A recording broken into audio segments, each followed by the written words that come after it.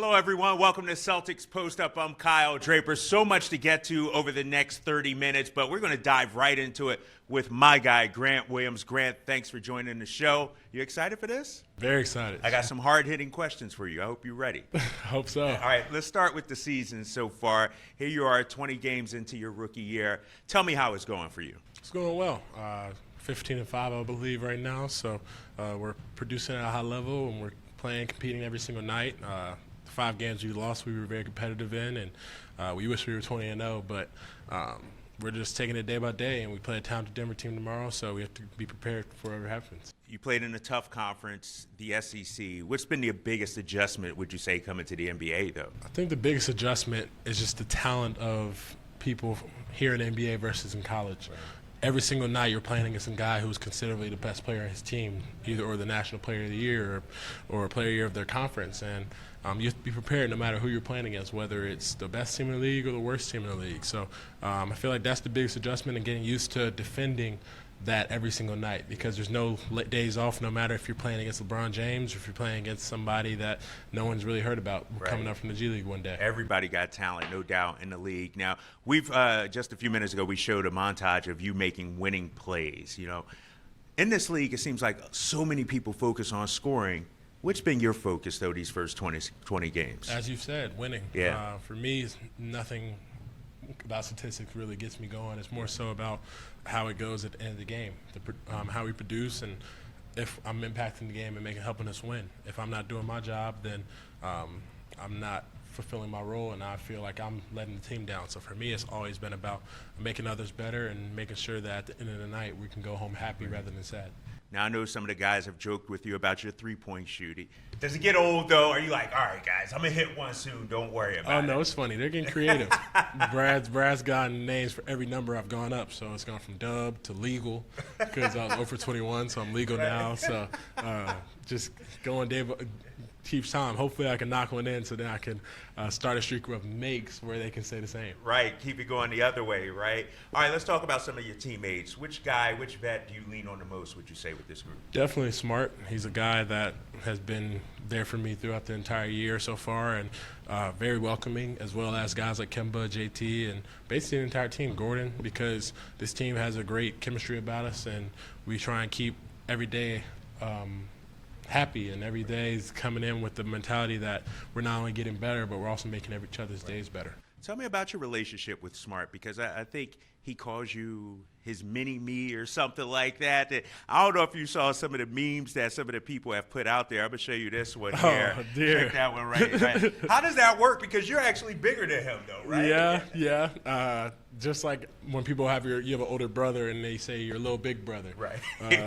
That's how you kind of look at it. But he's definitely been a guy who's just instilled wisdom in me, because he's been through it. He's gone through the tears of a long season, as well as being in the position that I'm in. Whether I'm playing a ton that game or not playing at all, he's seen it all. So just keeping my spirits high and also keeping me engaged and understanding that it's a long year and you have to continue to produce the way we have. Right. Are you familiar with Weird Celtics Twitter at all?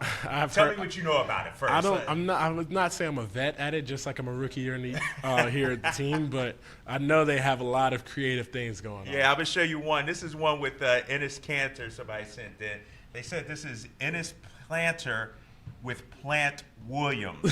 I don't know if I like that one, though, because Ennis looks all big. You look all tiny there. I was going to say, if it's Plant Williams, why not put me and Rob in there? Exactly. That'd be creative. That's true. Plant Williams. Yeah, he'd be able to grow different flowers. This is one of my favorite ones. They got you guys as the Teenage Mutant Ninja Turtles. I love You're Raphael. I was about to say, I love how I'm Raphael, because Tice calls me Michelangelo every single day because I'm the goofy one. Really? He says I look like a turtle, and I'm also Michelangelo. I was like, can I not be Leonardo or Donatello? Go something different, right? Give me one of the ones who actually, impacted. All right, and I'm going to show you some of these here. We're just going to run through it. There's the space one right there, obviously. That was pretty cool. You know, the rookies as well. That's kind of psychedelic. I was about to say, that's psychedelic. Yeah, that's a little trippy right there. Mm-hmm. And then how about that? the Thanksgiving one. Why? What? So I'm the mom. You're bringing the mom. The turkey You're in. the chef, dude. You're cooking it up. I understand being the chef, but Oh man! Next thing you know, they got Deuce at the table.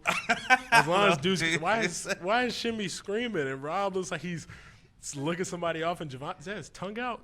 Yeah, that's got to be a Facebook and then photo. Smart looked like he about to do everybody in, right? Smart He's looks like Scarface. Scarface. Exactly. He's sitting there exactly. at the end of the table, ready to let somebody go. That's good stuff, man. Oh my God, you got me sweating over here, bro. All right. So we asked people to submit some questions for you out there in the Twitterverse, Celtics fans. We're going to get to some of them right here.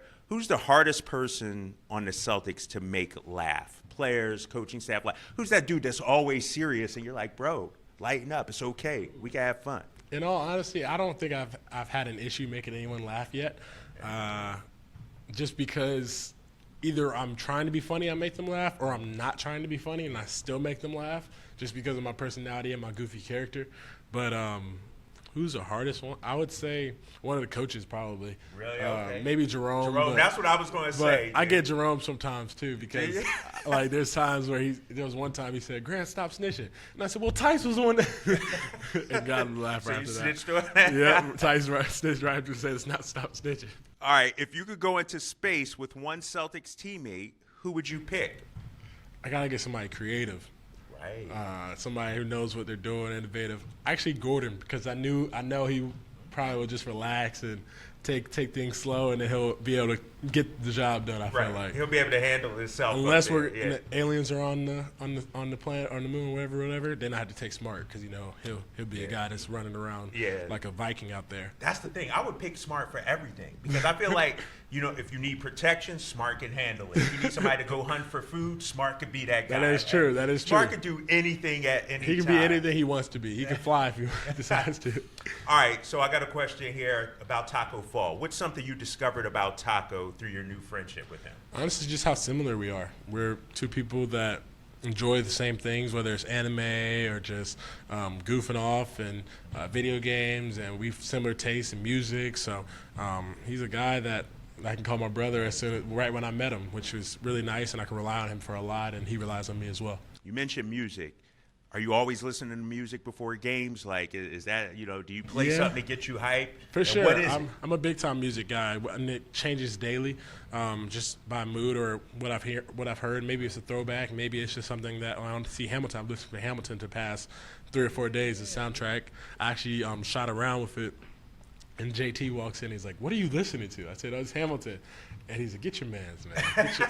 Get your mans. So I was like, no, but hey, when you're the son of a NASA engineer, I mean, and your dad is a music background as well. You got a lot of different, interests, no doubt about it. One thing that I heard you did, you gave out candles for the holidays. Explain that to me. Explain it. Most people give out Beats by Dre or something like that. If I ever get to that point, I might be able to do something like that. But I know that for candles, for me, they always put me in a great mood. They are relaxing. They can change your emotion after a long day. So no matter who you are, I feel like it's a small token of just showing their appreciation, and allows, especially during the holidays, to be able to go home and just have something where you say, I feel appreciated. Also, I get to relax and have this great scent in my apartment. Maybe, didn't get to do laundry that day, or burnt some food or something like that. You never know. So hopefully I don't end up making somebody, burn something down. But you put some thought into that gift, though. You know what I mean? You didn't just hand out T-shirts and not like not you really thought about that. I did, because I don't know, I love candles, and it's always been something for me when I go home, and I'm just like, you go to my apartment right now, and you'll see like 80 candles just sitting around. You ain't got no Ouija board up there or anything like that. All right, just making sure. Just the candles. All right, my boy Chris Forsberg, who works with me over at NBC Sports Boston, he's sitting right over there. He did submit a question. He said, hi, Grant, first time, long time. What exactly is going on here with you and Shimmy in this handshake here, bro? Can you explain this one more time for me? What is that? So Shimmy and I, we're pretty robotic, I feel like. Right. We're two of those guys that are just swole, and we have names for each other, Debo, and we have Tyrone and Zeus and everything like that. Right. So we're like the tough guys. So for that handshake, I feel like we just kind of get into like robot mode where we're just like zzz, zzz, zzz, zzz, zzz. And we say that while we do it. Like, it's just kind do of you funny. really actually have the sound effects and everything? Have the sound effects and everything. So just that's a shout out to my man. Now I'm looking at this video still. You're swole, but you ain't shimmy swole. Yeah, you know I what don't I know mean. about that There's one. two different swoles there. There's going levels. on. I feel like I'm more bulky and Shimmy's more solid. I'm a guy that strength-wise, nobody can really move just because I have a solid base and stuff like that. And Shimmy just you hit and you go probably fall over. Right. You guys ever have competitions, weightlifting or anything like that? Strongest man competitions. I think I'm stronger in certain areas and he's stronger in others. I think he trap bar lifts more than me, but I think I have the highest isometric pull on the team or something like that. I just know numbers wise we go back and forth. I feel really. So y'all keep track of all that, huh? The strength staff do. We don't really keep up with it. I feel like over time, I feel like we'd be able to see what happens, right. But I don't know. We don't compete as much in the weight room as we do on the court. Well, somebody asked this question. Arm wrestling tournament within the team. Is it Shimmy that takes it hands down, or somebody else put up a fight? There might be some fights in that one because Smart's going to find a way to win, whether he's having someone tickle your neck or something like that. He's going to find a way to move on to the semifinals.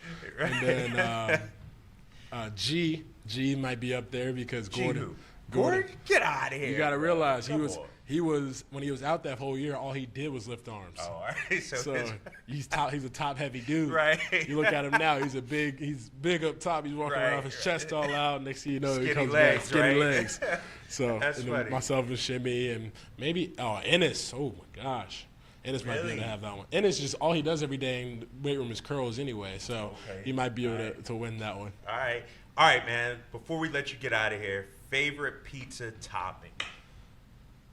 Everything. Favorite. I was about to say. I feel like anything, whether it's sausage, pepperoni, all those guys. Yeah. For me, I'm not really I don't do pineapple on pizza. No. No pineapple on pizza. I'd rather have That's like a great debate going on right now. Definitely not a thing. I don't believe in it. I'm not a big advocate of that one. Nothing sweet on there. You know what I mean? No. If I want something sweet, why would I eat pizza? That's true. That's true. You want something greasy. Yeah, I was going to say you need something like that. That's good stuff, man. All right.